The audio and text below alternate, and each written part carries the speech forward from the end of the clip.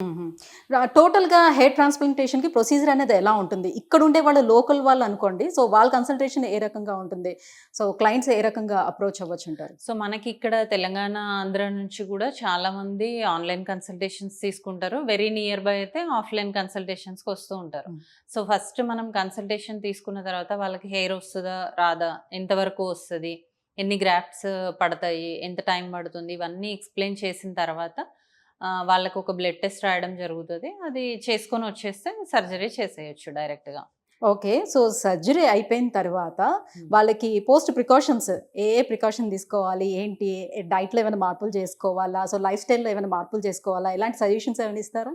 So, మనం ఇందాక అనుకున్నట్టు రొటీన్ వర్క్ అనేది యాజ్ ఇట్ ఈస్‌గా చేసుకోవచ్చు. అది అంటే ఫుడ్ గానీ, వాళ్ళ వర్క్ గానీ యాజ్ ఇట్ ఈస్ చేసుకోవచ్చు. దీనికి హ్మ్. ఫుడ్ రెస్ట్రిక్షన్స్ కానీ, హ్మ్. వేరే అదర్ రెస్ట్రిక్షన్స్ కానీ ఏమీ లేవు.